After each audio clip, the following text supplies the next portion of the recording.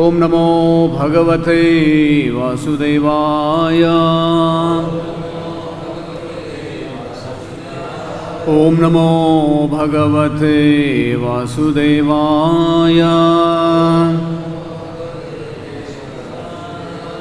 ओम नमो भगवते वासुदेवाय। नारायणं नमस्कृत्य नरं चैव नरोत्तमं देवीं सरस्वतीं व्यासं ततो जाय उदीरये नस्तप्रायेषु भद्रेषु नित्यं भागवत सेवया भगवतीरुत्तम श्लोके भक्तिर्भवति नैष्टिके कृष्णाय वासुदेवाय देवकी नंदनाय च नंदगोपकुमाराय गोविंदाय नमो नमः। तो हरे कृष्णा, श्रीमद्भागवतम छठा स्कंद अध्याय क्रमांक 17। माता पार्वती द्वारा चित्रकेतु को शाप। श्लोक क्रमांक 19। नैवात्मा न परस्यापि नैवात्मा न परस्यापि कर्तास्त्यामुखद्खयो कर्तास्यात्मसुखदुःखयोः कर्तारं मन्यते अत्राज्ञं कर्तारं मन्यते त्राज्ञं आत्मानं परमेव च आत्मानं परमेव च। न नहीं एव निस्संदेह आत्मा आत्मा न तो परह दूसरा शत्रु या मित्र च भी अपि निस्संदेह कर्ता करने वाला स्यात् हो सकता है सुख दुख योः सुख तथा दुख का कर्तारम करने वाला मन्यते मानता है अत्र इस संबंध में अज्ञ मूर्ख आत्मानं अपने आप को परम अन्य एव निस्संदेह च भी। अनुवाद तथा तात्पर्य शिल एसी भक्तिवेदांत स्वामी स्वरूपात् की अनुवाद। इस संसार में न तो स्वयं जीवात्मा और न पराये यथा मित्र तथा शत्रु ही भौतिक सुख तथा दुख के कारण है। केवल अज्ञानतावश जीवात्मा यह सोचता है कि वह तथा पराये लोग इसके कारण स्वरूप है। तात्पर्य। इस श्लोक में अज्ञ शब्द महत्वपूर्ण है। इस संसार में सभी जीवात्माएं थोड़ी बहुत अज्ञ हैं। यह अज्ञानता भौतिक प्रकृति द्वारा प्रस्तुत तमोगुण में अत्यंत प्रबल रूप में चलती रहती है। अतः मनुष्य को चाहिए कि वह अपने चरित्र तथा आचरण द्वारा सतोगुण को प्राप्त करके अधोक्षज पद पर पहुँचे, जहाँ से उसे अपनी तथा अन्यों की स्थिति का ज्ञान होने लगता है। प्रत्येक कार्य भगवान की अध्यक्षता में ही संपन्न होता है। जिस विधि से कर्म फल निश्चित होते हैं वह नियतम सदैव कार्यशील कहलाता है। ओम अज्ञानतिमिरन्धस्य ज्ञानाञ्जनशलाकय चक्षुरुन्मिलितं येन तस्मै श्रीगुरुवे नमः। श्रीचैतन्य मनोभीष्टं स्थापितं येन भूतले स्वयं रूप कदा मह्यं ददाति स्वपदान्तिकं।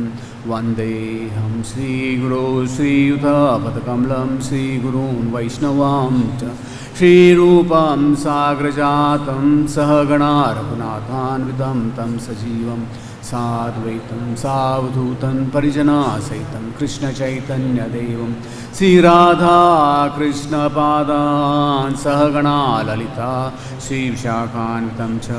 जय श्री कृष्ण चैतन्य प्रभु नित्यानंद श्री अद्वैत गदाधर श्रीवासादि गौरभक्तवृंद। हरे कृष्णा कृष्णा कृष्णा हरे हरे, हरे राम राम राम हरे हरे। तो यहाँ जो कथा चल रही है राजा चित्रकेतु, तो यहाँ चित्रकेतु क्या बता रहे हैं, इस संसार में न तो स्वयं जीवात्मा और न पराये मित्र तथा शत्रु ही भौतिक सुख तथा दुख के कारण है। केवल अज्ञानतावश जीवात्मा यह सोचता है कि वह तथा पराये लोग इसके कारण स्वरूप है। तो यहाँ जो है देखते हैं कि माता पार्वती के द्वारा ये जो है उनको श्राप ग्रस्त किए जाने के बाद उन्होंने उनसे क्षमा याचना की। फिर अभी चित्रकेतु जो है वो इस दुनिया की जो सच्चाई उसके बारे में बता रहे क्या है, इस दुनिया में किस प्रकार इस संसार में जीवात्मा जो है, इस संसार में न तो स्वयं जीवात्मा न पराये मित्र तथा शत्रु ही भौतिक सुख तथा दुख का कारण है। तो आज हम ये समझने का प्रयास करेंगे सुख और दुख का कारण कौन है। और यहाँ दूसरे पार्ट में ये बताया है केवल अज्ञानतावश जीवात्मा यह सोचता है कि वह तथा पराये लोग उसके जो है कारण स्वरूप है। तो इस भौतिक जगत में हम देखते हैं कि खास करके बद्ध होने के कारण हम दूसरों को दोष देते हैं। हम इस भौतिक जगत में भागवत में भी आप देखते कि दक्ष प्रजापति वो हर समय दोष ही देखते थे, चाहे वो नारद मुनि हो या शिव जी हो। तो भौतिक जगत में हम देखते हैं कि क्योंकि ये तमोगुण ऐसा है कि ज्ञान का जो विरुद्ध शब्द है वो है अज्ञ यानी अज्ञान। तो चैतन्य चरितामृत में कृष्णदास कविराज गोस्वामी बताते हैं कृष्ण भूलि से जीव अनादि बहिर्मुख अतएव माया तारे देय संसार दुख। तो इस भौतिक जगत में जब जीवात्मा परमात्मा को भूल जाता है और परमात्मा की नकल करते हेतु स्वतंत्र रूप से भोग करना चाहता है तो वह अपने को मिथ्या ही भोक्ता मान बैठता है और परमात्मा से विलग हो जाता है। अतः माया पराशक्ति जीवात्मा के लिए अत्यंत कष्टप्रद है। तो भौतिक जगत में हम देखते हैं कि जितने भी प्रभुपाद जी यहाँ तात्पर्य में बताते हैं कि ये प्रकृति के, हम लोग प्रकृति के अधीन में है।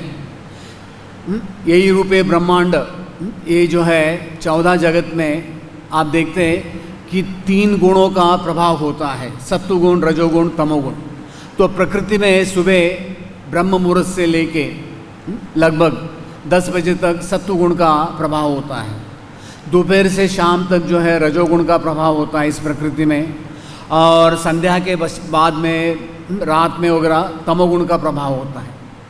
तो भगवद गीता में भी कृष्ण भगवान क्या बताते हैं, कारणम गुण संगस्य सद असद योनिसु जन्मसु।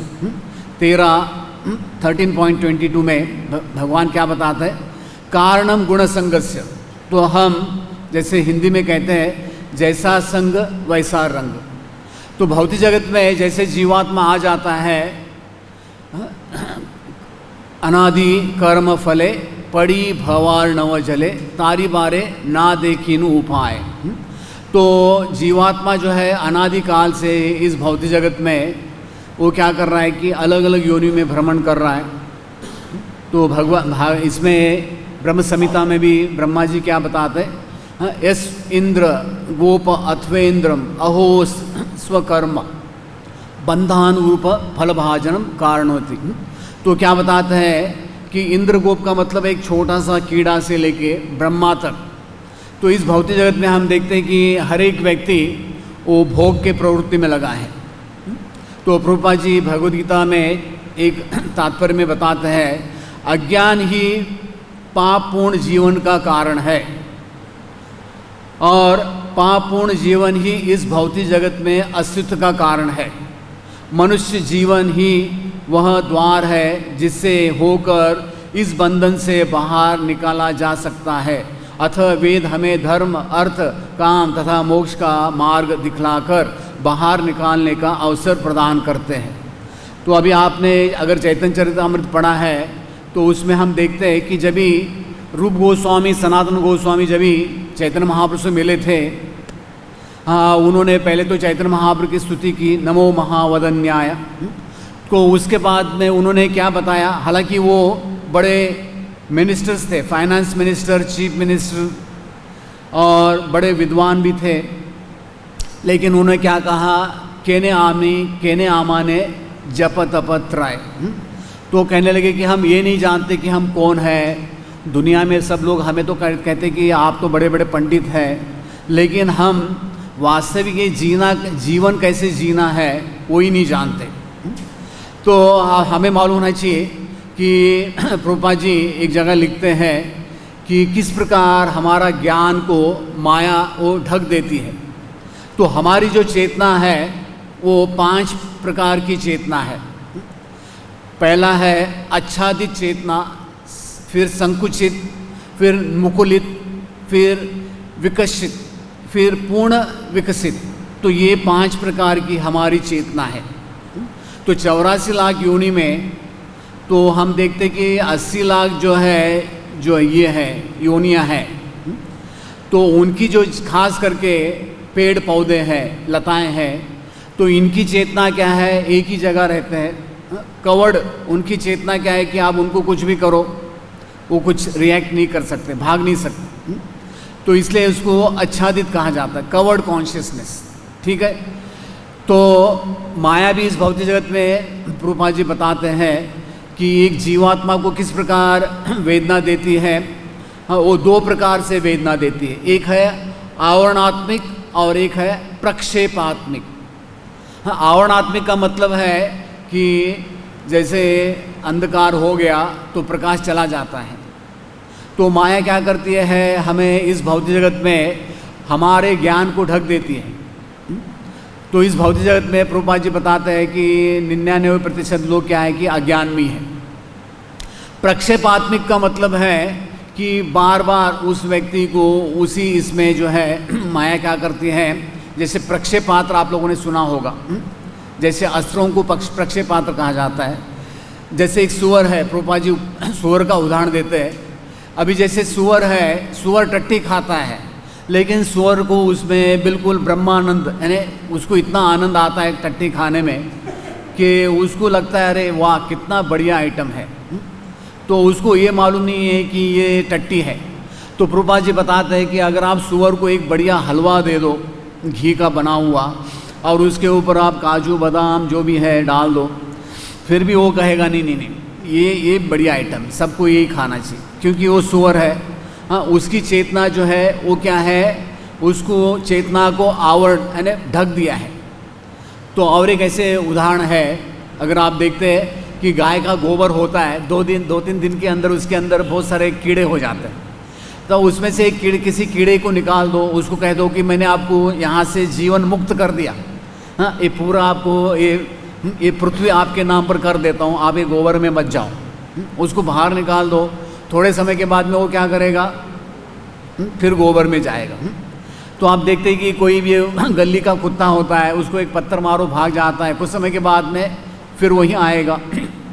तो तो भौतिक जगत में हम देखते हैं कि हम लोग बहुत कुछ सीख सकते हैं। इस प्रकृति में भगवान ने, जैसे उद्धव गीता में कृष्ण भगवान अवधूत ब्राह्मण के 24 गुरुओं का उल्लेख देते हैं। 24, एक नहीं 24। तो प्रकृति में रहते हुए भी हम लोग जो है बहुत सारा सीख सकते हैं। लेकिन आज इस दुर्भाग्यवश मनुष्य एक ऐसा जीव है, वो जो है सबसे बड़ा अज्ञानी है।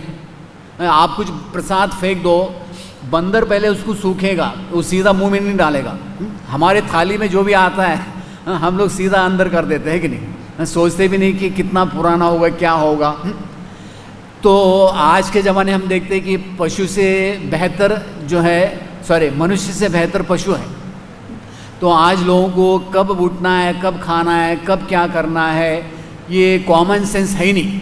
कॉमन सेंस इतना ये हो गया, दुर्लभ हो गया कि लोग कॉमन सेंस यूज़ करते ही नहीं, उसको ढक ही दिया है। तो फिर हमारी दूसरी चेतना है वो संकुचित। जैसे जितने भी बाकी जीव है, कुत्ते, गाय, बिल्ली, उनका जो है चेतना है उसको कहा जाता है संकुचित। फिर मुकुलित। मुकुलित का मतलब है जैसे एक बच्चा है, समझो आप कभी कहीं सफ़र करते हैं, 2-3 साल का बच्चा, अगर उसको आप टॉफ़ी दिखा दो, वो टॉफ़ी आके लेगा नहीं। वो क्या करेगा, अपने माता पिता के पास देखेगा, वो लोग कहेंगे चलो ले लो, तब लेगा, ठीक है। तो उसकी चेतना भी ये हो रही है, विकसित हो रही है। जैसे एक बच्चा यहाँ वो माइक में जाके बार बार चिल्लाता रहता है, तो उसको लगता है चलो इसमें से कुछ मज़ा आता है कि नहीं। हाँ, तो उसकी चेतना क्या हो रही है, वो बडिंग यानी ऊपर आ रही है।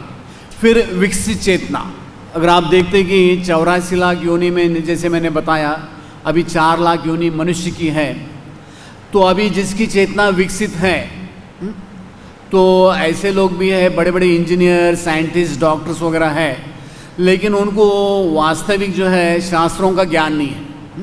शास्त्र का जो सच्चा ज्ञान होना चाहिए वो ये है नहीं। तो जब भी एक व्यक्ति यही रूपे ब्रह्मांड भ्रमिते कौन भाग्यवान जीव गुरु कृष्ण प्रसादे पाए भक्ति लता बीज। चैतन्य महाप्रभु क्या बताते हैं कि जब भी एक व्यक्ति एक गुरु का आश्रय लेता है और कृष्ण की भक्ति में लग जाता है, तभी उसकी चेतना पूर्ण विकसित हो जाती है।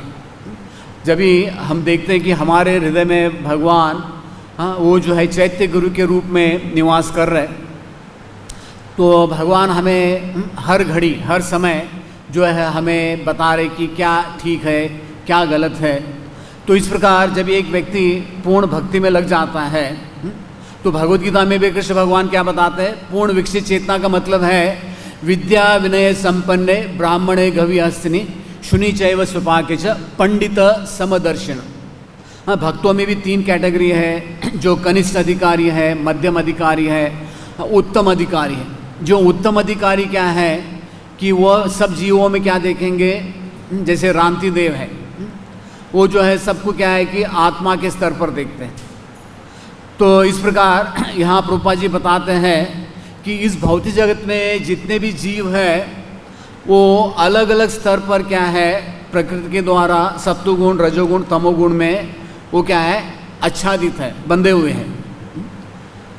तो भगवद गीता में भी एक 16वें अध्याय में कृष्ण भगवान एक श्लोक में बताते हैं, प्रवृत्तिम च निवृत्तिम च जनान विदुरासुरा न शौचम नापि चाचर न सत्यम तेषु विद्यते। तो असुरी अज्ञानी जो होता है, कृष्ण भगवान उसके बारे में क्या बताते हैं, जो असुरी अज्ञानी है वे यह नहीं जानते कि क्या करना चाहिए और क्या नहीं करना चाहिए। हाँ, उनमें न तो पवित्रता, न उचित आचरण, न ही सत्य पाया जाता है। तो ये क्या है कि भौतिक जगत का जो है एक आवरण है तमोगुण का, तो उसमें से हमें क्या करना चाहिए, ऊपर आने का प्रयास करना चाहिए। तो भगवद गीता में कृष्ण भगवान ये भी बताते हैं, प्रकृते क्रियमाणानि गुणकर्माणि सहर्षः अहंकार विमूढ़ात्मा कर्ताहम इति मन्यते। तो जीवात्मा अहंकार के प्रभाव से मोहग्रस्त होकर अपने आप को समस्त कर्मों का कर्ता मान बैठता है, जबकि वास्तविक में प्रकृति के 3 गुणों के द्वारा संपन्न किए जाते हैं। तो आप देखते हैं कि इस प्रकृति में सब कुछ जो है, अगर आप देखेंगे ये प्रकृति में सब कुछ जो है प्रकृति के द्वारा किया जा रहा है, लेकिन हमें क्या लग रहा है कि हम ही चला रहे हैं। जैसे एक छोटा बच्चा होता है, वो अगर उसको ड्राइविंग करना है तो पिताजी को कहेगा मुझे ड्राइविंग करना है, तो पिताजी उसको सामने बोलेगा तुम स्टीयरिंग पकड़ो, लेकिन पिताजी खुद गाड़ी चलाएगा। तो प्रभुपाद जी बताते हैं जैसे छोटे बच्चे होते हैं माँ से हट करते हैं कि कहते हैं कि हमें भी रसोई बनानी है, तो माँ क्या करती है, उनको रसोई की जो ये है वो छोटे छोटे ये होते हैं बर्तन, वो ला के देती है, कहती है चलो तुम रसोई बनाओ। तो इस प्रकार इस भौतिक जगत में हम देखते हैं कि जैसे मैंने हमें कुछ उदाहरण दिया, तो एक गरुड़ पुराण में एक बहुत अच्छा श्लोक आता है, तो उसके अंतर्गत 5 उदाहरण दिए हैं। तो उसमें बताया गया है पतंग मातंग कुरंग भृंग मीन हत पंचभिरेव पंच एकम प्रमाथि कथम न हन्यते यह सेवते पंचभिरेव पंच।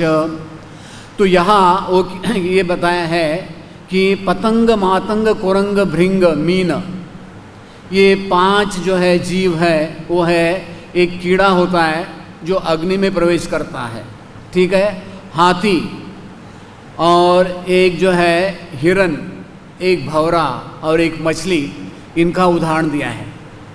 अभी ये अपना एक इंद्रिय का, जैसे रोड में लिखा रहता है नज़र हटी तो हाँ दुर्घटना घटी, जो ड्राइविंग जानते हैं वो लोग अच्छी तरह जानते हैं कि नहीं।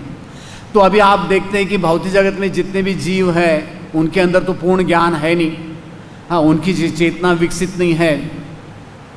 तो वर्षा के समय आप देखते हैं कि बहुत सारे कीड़े मकोड़े आके वो ये लाइट को टकराते हैं। गांव में तो सीधा चूल्हे में चले जाते हैं या कहीं दीपक जलाया जाता है, उस दीपक में आज आके वो उसको पटकते हैं, उसमें उसकी मृत्यु हो जाती है। अभी क्या है, वो आंखों के द्वारा जो भी देखता है प्रकाश, उसमें वो चला जाता है और वो उसका मृत्यु का कारण हो जाता है। यह है पतंग। फिर हाथी माटंग, अगर आप देखते हैं किसी गांव में अगर हाथी आ जाए, पूरा गांव का गांव जो है गांव छोड़ के भाग जाते हैं।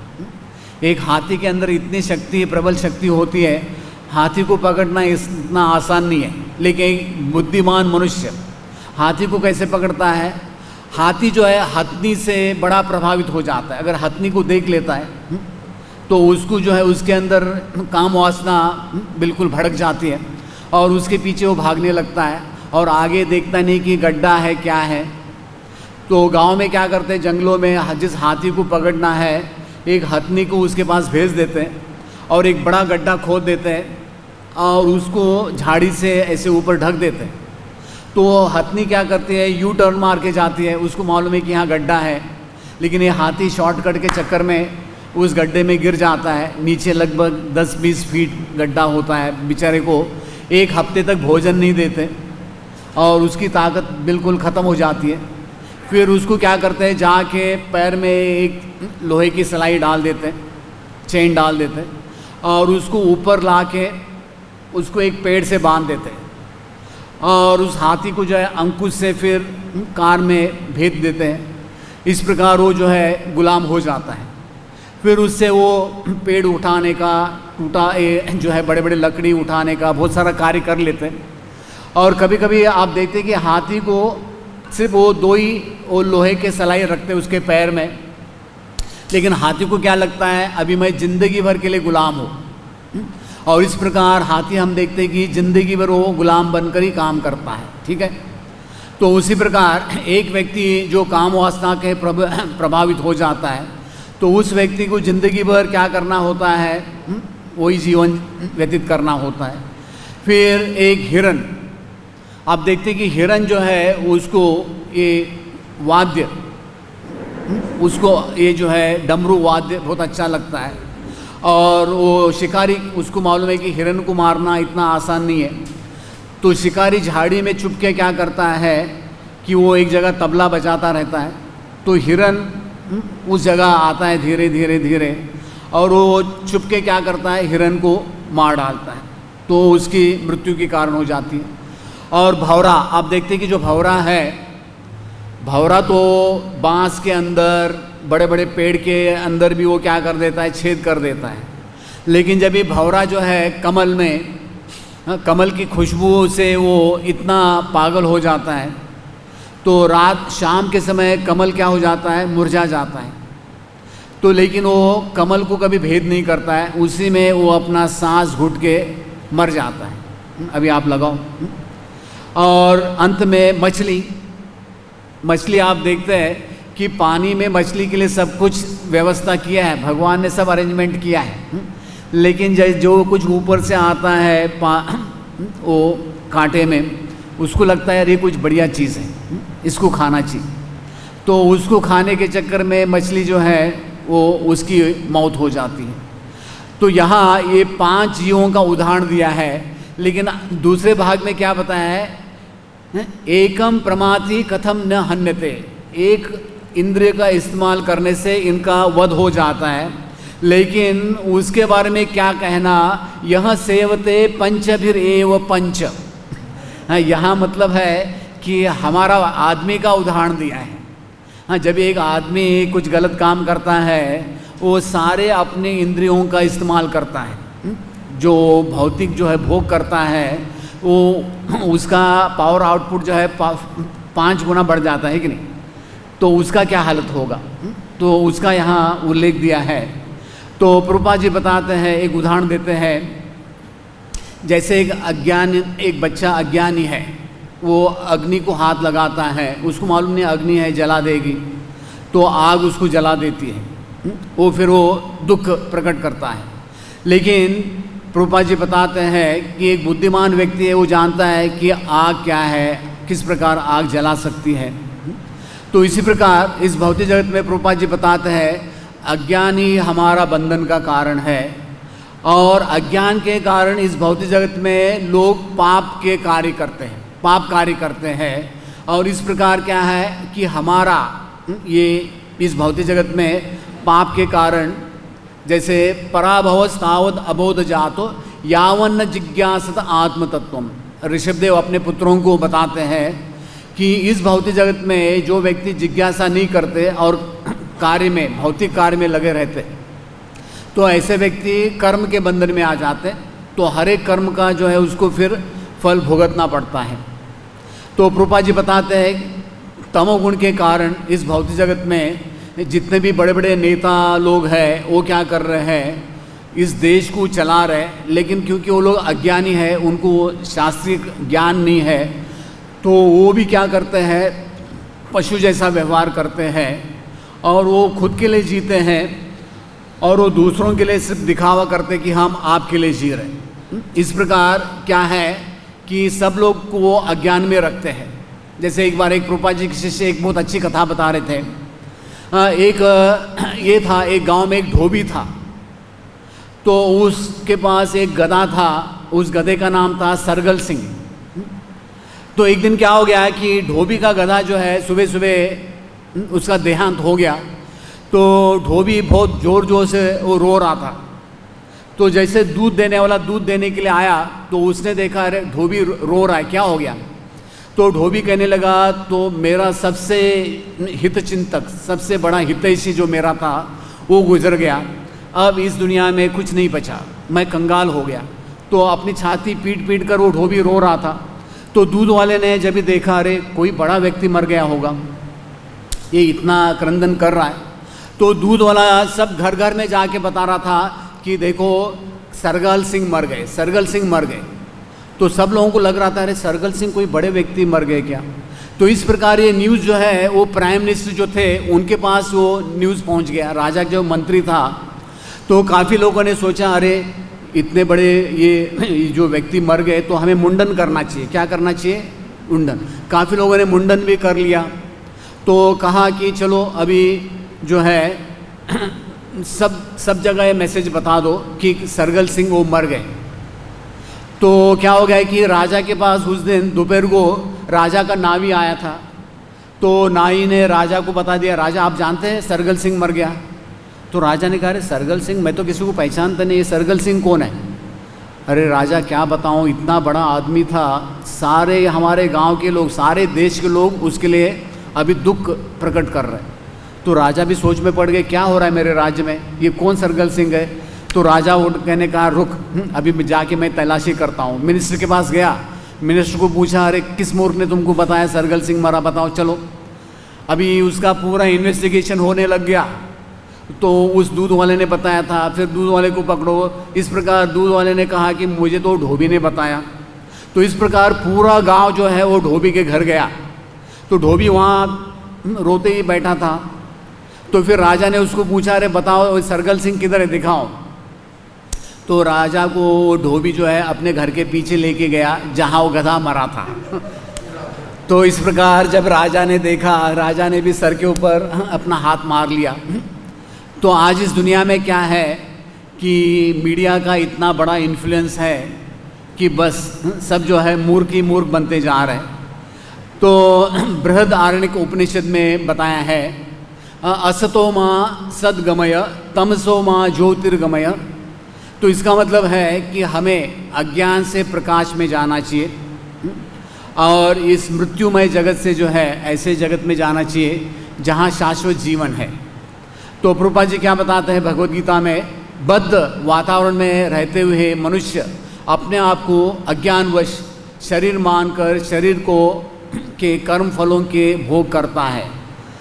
अंततः काल के उपार्जित यह अज्ञान ही शारीरिक सुख दुख का कारण है।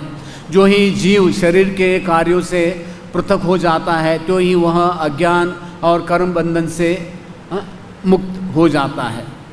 तो यहाँ जो बताया है आज के इसमें, तो एक अवंती ब्राह्मण की कथा आती है श्रीमद् भागवतम में, उद्धव गीता में। तो उसके अंतर्गत भी जो कृष्ण भगवान जो है एक बहुत अच्छी कथा बताते हैं कि किस प्रकार एक अवंती देश था।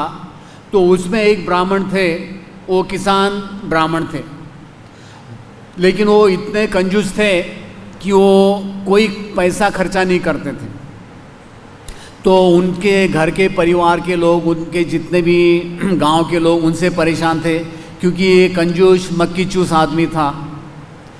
तो उसने इतना धन कमा के रखा था और क्या हो गया कि समय के प्रभाव से धीरे धीरे उसका सब कुछ धन गवर्नमेंट वाले टैक्स में लेके गए, चोर कुछ चुरा के लेके गए, उसके घर के लोग कुछ धन चुरा के लेके गए। अभी कुछ बचा ही नहीं। तो उसने क्या सोचा, चलो साधु बन जाते हैं कि नहीं। तो इस भौतिक जगत में ऐसे भी लोग हैं, थोड़े लोग हैं, वो क्या करते हैं कि गर्मियों में साधु का कपड़ा डाल के वो ऋषिकेश हरिद्वार में जाके बैठ जाते हैं। लगभग 10-12 हज़ार का कमाई हो जाता है क्योंकि लोग वहाँ 4 धाम यात्रा के लिए जाते हैं। वो कहते हैं कि गर्मियों में गांव में कुछ करना है ही नहीं, तो यहाँ वो 10-12 हज़ार का कमाई हो जाता है। तो ये अवंती ब्राह्मण है, उसने सोचा अभी कुछ बचा ही नहीं है, अभी तो मैं फटीचर हो गया, चलो हम क्या करते हैं कि हम अभी संन्यास ले लेते हैं। तो जब इस संन्यास लिया तो गांव के लोग कहने लगे, अरे देखो अभी ये कंगाल हो गया, अभी इसने संन्यास ले लिया, अरे इसको अभी क्या करो, इसकी अच्छी पिटाई करो, धुलाई करो। तो गांव के लोग उसको बहुत परेशान करते थे, इतने परेशान करते थे कि सोचो ही मत। आजकल इस दुनिया में हम देखते हैं कि थोड़े लोग जो हमारे ऊंचे जो भी होते हैं हमारे ऊपर पद में, वो भी सोचते चलो इसको थोड़ा अच्छी तरह परेशान किया जाए, है कि नहीं, जो भी है। तो ये ब्राह्मण को इतना बड़ा ये हुआ, लोगों के द्वारा लोगों ने इतना उसके ऊपर अत्याचार किया। तो उसने एक बहुत अच्छा श्लोक गाया, नायम जानो में सुख दुख हेतुर न देवतात्मा ग्रह कर्म काल मन परम कारणम मामनंती संसार चक्रम परिवर्तयेद्य। अब ये ब्राह्मण क्या बताते हैं, आज का श्लोक में यही बताया है। ब्राह्मण ने कहा, न तो ये लोग मेरे सुख तथा दुख के कारण है, न ही देवता, न मेरा शरीर, ग्रह या मेरे विगत कर्म या काल ही, प्रत्युत यह तो एकमात्र मन ही है जो सुख तथा दुख का कारण है, जो भौतिक जीवन को निरंतर जो है घुमाता रहता है। तो अभी हमें ये देखना चाहिए, कभी कभी आपको लगता है अरे हो सकता है मेरी साढ़े साथी चल रही है। सबको मालूम है ज़िंदगी में कितने बार साढ़े साथी आता है, यमराज जी का, सॉरी शनिदेव का, किसी को मालूम है कितने बार साढ़े साथी आती है? ऐसे बताया जाता है कि हमारे जीवन में 4 बार ये आता है, 7.5 100 साल की अवधि में जो भी है। तो लोगों को क्या लगता है, चलो कोई देवता, जैसे ये नंद महाराज थे, यशोदा ने तो कन्हैया को डांटा, अरे मूर्ख, तुम नहीं देखते, तुमने इंद्र की पूजा को बंद करवा दिया, देखो अभी इंद्र कुपित हो गए। तो थोड़े लोगों को लगता है देवता, थोड़े लोगों को लगता है मेरा शरीर, अभी मेरा शरीर इतना मुझे दुख दे रहा है, दर्द दे रहा है। तो किसी को लगता है ग्रह मेरे 7.5 चल रही है, किसी को लगता है ये मेरा कर्म है, या कोई कहता है अरे मेरा समय अच्छा नहीं है। जैसे बलि महाराज और इंद्र का जब युद्ध हुआ था तो बलि महाराज ने अपने असुरों को क्या कहा, अरे देखो अभी हमारा समय बुरा चल रहा है, अभी ये कोरोना का समय चल रहा है कि नहीं। काफ़ी लोगों को लगता है अभी कोरोना का समय चल रहा है, टाइम थोड़ा बुरा टाइम चल रहा है, आगे टाइम अच्छा आने वाला है, आगे इस समय अच्छा आने वाला है।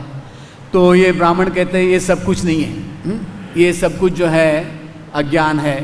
तो हमें भी हम मालूम होना चाहिए, भगवद गीता में कृष्ण भगवान लिखते हैं 6 अध्याय में, मन एव मनुष्यानाम कारण बंध मोक्षय। तो मन हमारा क्या है, ये बंधन का और मोक्ष का कारण है। तो भौतिक जगत में हम देखते हैं कि लोगों को हम कहते हैं अरे इसने मेरी ज़िंदगी बर्बाद कर दी, कोई कहता है अरे मैंने इससे शादी करके मेरा ज़िंदगी का सबसे बड़ा गलती किया, कोई कहता है अरे मुझे पता नहीं कौन सा पुत्र प्राप्त हो गया, इसने मेरा पूरा जीना ही हराम कर दिया। तो भौतिक जगत में हम देखते हैं कि लोग किसी ना किसी को कोसते रहते हैं, इसका कोई अंत नहीं है, ठीक है। तो इस प्रकार नीति शास्त्र में जो है एक उदाहरण दिया है कि हम किसी न किसी को बिना मतलब का कोसते हैं। एक गांव में एक किसान परिवार था, तो उनके घर में एक छोटा बालक था, घर के अंदर रखवाली के लिए कुत्ता भी था। तो एक बार वो खेत में गए थे, जब शाम को लौट के आए तो उन्होंने देखा कि घर के आंगन में खून ही खून है और कुत्ते के मुंह में भी खून लगा है। तो उनको डर लग गया, अरे ये कुत्ता बच्चे को तो खा तो नहीं गया।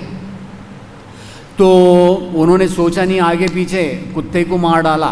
फिर जब घर के अंदर गए, पालने में बच्चा खेल रहा था लेकिन नीचे सांप था।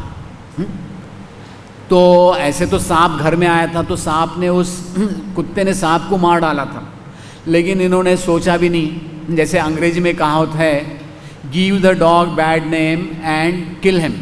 कभी कभी हम किसी को कुछ भी कहते रहे, तुमने ऐसे किया वैसे किया, चलो तुम्हारे लिए पनिशमेंट है। बाद में पता चलता है उसने नहीं किया था, बिना जांच किए।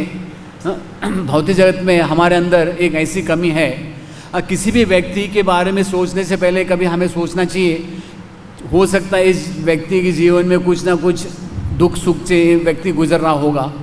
एक बार एक व्यक्ति बता रहे थे एक सच्ची घटना। ये न्यूयॉर्क में एक व्यक्ति एक पार्क में आके बैठ गए, एक व्यक्ति अखबार पढ़ रहे थे। तो एक व्यक्ति थे, उसके 3 बच्चे थे, बहुत परेशान कर रहे थे। तो एक व्यक्ति जो ये पढ़ रहे थे, अखबार पढ़ रहे थे, उन्होंने कहा, अरे भाई साहब आप अपने बच्चों को नहीं संभाल सकते क्या? तो इस व्यक्ति ने कहा, भाई साहब माफ़ करना, अभी अभी मेरी पत्नी गुजर गई हॉस्पिटल में, अभी अभी मेरी पत्नी हॉस्पिटल में गुजर गई, अभी आप लगाओ। उस व्यक्ति के ऊपर क्या बीत रही होगी, लेकिन इस व्यक्ति को क्या लग रहा था, ये अपने बच्चों को संभाल नहीं सकता है क्या? तो भौतिक जगत में हमें मालूम होना चाहिए कि लोग तो एक दूसरों को कोसते हैं, कभी कभी हम लोग भगवान को भी कोसते हैं, ठीक नहीं? तो भागवतम में अहो विदा था, चित्रकेतु की जो पत्नी थी उसने तो भगवान को कहा, अरे भगवान आप कैसे भगवान हैं?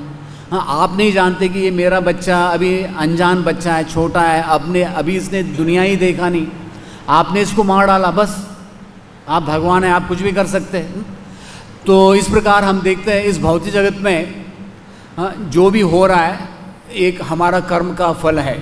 किम कर्म किम अकर्म येति कवय यत्र मोहित। भगवद गीता में कृष्ण भगवान क्या बताते हैं, कर्म अकर्म विकर्म ये समझना बड़े बड़े जो है दार्शनिक है, कवि है, वो भी समझ नहीं सकते कि ये क्यों हुआ, कैसे हुआ, किस कारण हो गया होगा। तो भौतिक जगत में हम देखते हैं कि हर एक व्यक्ति उसको जो है अपने कर्म फल से वो गुजरना हो रहा है। तो हमें मालूम होना चाहिए चलो इसके पीछे हो सकता है कि भगवान का ही कुछ हाथ होगा। प्रभुपाद जी क्या बताते हैं यहाँ तात्पर्य में, इस भौतिक जगत में प्रभुपाद जी लिखते हैं कि सब कुछ भगवान के इच्छा के अनुसार ही हो रहा है। प्रभुपाद जी क्या लिखते हैं कि यहाँ इस भौतिक जगत में जो है वो बता रहे उसे क्या देखना चाहिए, भगवान की इच्छा से हो रहा है। तो भागवतम में श्लोक आता है, कर्मणा दैवी नेत्रेण जंतुर्देह उपपद्यते। कर्मणा दैवी नेत्रेण का मतलब है कि जैसे आजकल वो सीसीटीवी वाला एडवर्टाइजमेंट लगाते हैं, ऊपर वाला देख रहा है, उनको अपना सीसीटीवी बेचना है, लेकिन ऊपर वाला कौन है, उसके 13 सीसीटीवी है, 13 कैमरा है, 13 उसके साक्षी है। कितना, 1 2 नहीं, ये 13। तो भागवतम में उल्लेख आता है 7वें स्कंद में, जैसे दिन में सूरज, रात में चंद्रमा, वायु, धरती, फिर ये अग्नि, 4 दिशाएं, आत्मा, परमात्मा, यमराज, तो ऐसे कुल मिलाकर 13 साक्षी है। तो हम किससे कह सकते कि भाई हमने ये नहीं किया। तो हमारे जीवन में जो भी हो रहा है तो ये क्या है कि हमारे कार्य का कुछ फल है। अभी चित्रकेतु को यहाँ जो श्राप दिया जा रहा है, इसके पीछे भी कुछ भगवान की कोई इच्छा है। तो प्रभुपाद जी लिखते हैं कि इस भौतिक जगत में लोग ज़्यादा बुद्धिमान नहीं हैं और उनके अज्ञान के कारण वो भौतिक अपने कार्यों से वो ज़्यादा उसे भौतिक कार्य कर्म कांड से वो ज़्यादा प्रभावित रहते हैं और इस प्रकार वो अपने इंद्रिय तृप्ति के द्वारा कभी स्वर्ग कभी इधर उधर, इस प्रकार वो क्या है कि अलग अलग योनि में भ्रमण करते रहते हैं। लेकिन एक जो सच्चा भक्त होता है वो क्या करता है, वही सोचता है कि चलो इसके पीछे कुछ भगवान का ही हाथ हो सकता है। वो है भगवान को श्रेय देगा या तो भगवान का हाथ देखेगा। जैसे भागवतम में 10वें स्कंद में एक श्लोक आता है, तत्तेनुकंपा सुशिक्ष्ममानो भुंजान एवात्मा कृतं विपाकम हृद्वागवपुभिर्वदं नमस्ते जीवेत यो मुक्ति पदे सदया भक्त। हे प्रभु, जो व्यक्ति अपने विगत दुष्कर्मों के फलों को धैर्यपूर्वक सहते हुए तथा अपने मन, वाणी तथा शरीर को आपको नमस्कार करते हुए सत्यनिष्ठा से आपकी अहेतुकी कृपा प्रदत्त किए जाने की प्रतीक्षा करता है, वह अवश्य ही मोक्ष का भागी होता है, क्योंकि यह उसका अधिकार बन जाता है। तो हमें मालूम होना चाहिए कि चलो जो भी हमारे जीवन में हो रहा है, यहाँ भगवान की कुछ एक योजना होगी। तो भगवद गीता में भी कृष्ण भगवान क्या बताते हैं, तेषाम एवानुकंपार्थम अहम अज्ञानजम तमः नाशाम्य आत्मभावस्तु ज्ञान दीपेन भासुत। तो भगवान क्या बता रहे, मैं उन पर विशेष कृपा करने हेतु उनके हृदय में वास करते हुए ज्ञान के प्रकाशमान दीपक द्वारा अज्ञानजन्य अंधकार को दूर करता हूँ। तो इस प्रकार प्रभुपाद जी बताते हैं कि जो इस्कॉन की संस्था क्या है कि हमारी संस्था इस भौतिक जगत में जो लोग अज्ञान में है, हमने ये संस्था बनाई है लोगों को अज्ञान से मुक्त करने के लिए। तो प्रभुपाद जी एक बहुत अच्छा उदाहरण देते हैं कि जैसे एक बच्चा, आप उसको डॉक्टर के पास लेके जाओ, वो डॉक्टर को देखते ही बच्चा चिल्लाने लगता है, लात मारने लगता है, वो डॉक्टर से क्रोधित हो जाता है। लेकिन वो बच्चा ये नहीं जानता है कि ये डॉक्टर मेरे शुभ चिंतक है, हितैषी है, वो नहीं जानता है, लेकिन वो अपना अच्छा देख रहा है। तो भौतिक जगत में भी हमें मालूम होना चाहिए, हमारे गुरु या भगवान वो वैद्य है। जैसे एक वैद्य है वो जानता है कि हमारे लिए कौन सी दवा अच्छी है, वो वैद्य हमें बताएगा। तो भौतिक जगत भी, आज का जगत क्या है, प्रभुपाद जी एक बहुत अच्छा एग्जाम्पल देते हैं, अंध पंगु न्याय, अलग अलग प्रकार का न्याय है। जैसे तांदुल वृक्ष का न्याय, इसका मतलब है कि लोगों को लगता है कि चावल में से वो जो है बिच्छू जन्म लेता है, या शाखा चंद्रमा न्याय, ऐसे बहुत न्याय है। तो एक न्याय है उसको बताते हैं अंध पंगु न्याय। इसका मतलब क्या है कि एक व्यक्ति अंधा है और दूसरा व्यक्ति लंगड़ा है। लंगड़ा व्यक्ति बुद्धिमान है, हाँ, अंधा व्यक्ति वो हट्टा कट्टा मोटा है, ठीक है। अभी अंधा व्यक्ति अपने तरफ से कुछ नहीं कर सकता, कहीं चल भी नहीं सकता, उसको किसी का सहारा चाहिए। लेकिन लंगड़ा व्यक्ति अगर अंधे के अगर कंधे पर बैठ जाता है, वो लंगड़े को क्या कर सकता है, मार्गदर्शन कर सकता है, लेफ्ट राइट स्ट्रेट, है कि नहीं। तो प्रभुपाद जी क्या बताते हैं, अंधा चल सकता है किंतु देख नहीं सकता, और लंगड़ा चल नहीं सकता किंतु देख सकता है। अंध पंगु न्याय, अंधा व्यक्ति लंगड़े को अपने कंधे पर बिठा सकता है और लंगड़ा आदमी उसे रास्ता बता सकता है। इस प्रकार वे सहयोग के काम चला लेते हैं, किंतु अलग अलग वे दोनों या चलने का काम ठीक से नहीं कर सकते। इसी प्रकार यह मनुष्य देह आध्यात्मिक जीवन एवं भौतिक सुविधाओं को व्यवस्थित रखने के लिए प्राप्त हुई है। पाश्चात्य देशों में तो विशेष रूप से भौतिक सुविधाएं उपलब्ध है, किंतु किसी को आध्यात्मिक उन्नति का कोई ज्ञान नहीं। अनेक लोग आध्यात्मिक ज्ञान के पीछे दीवाने हैं, किंतु बीच में अनेक ठग आकर उनका धन लेकर उन्हें उल्लू बनाकर चले जाते हैं। सौभाग्यवश कृष्ण भावनामृत आंदोलन भौतिक तथा आध्यात्मिक उन्नति के लिए सभी प्रकार की सुविधाएं जो है प्रदान करता है। तो प्रभुपाद जी बताते हैं कि भारतीय लोग क्या है, चलो टेक्नोलॉजी में इतना एडवांस नहीं है, लेकिन हमारे पास क्या है, आध्यात्मिक ज्ञान है, हम किसी को आध्यात्मिक ज्ञान दे सकते हैं। तो जब भी प्रभुपाद जी अमेरिका जा रहे थे, लोग कह रहे थे प्रभुपाद जी आपको सूट बूट पैंट और ये फोर्क से चाकू से कैसे खाना वो सीखना पड़ेगा। तो प्रभुपाद जी ने कहा मैं वहाँ कुछ अपना परिवर्तन करने नहीं जा रहा हूँ, मैं तो उनको हमारी संस्कृति सिखाने जा रहा हूँ, हाँ, मैं उनका कुछ वहाँ चंदा इकट्ठा करने नहीं जा रहा हूँ। तो एक बार एक व्यक्ति ने प्रभुपाद जी से प्रश्न किया था लंदन में, स्वामी जी आप लंदन क्यों आए।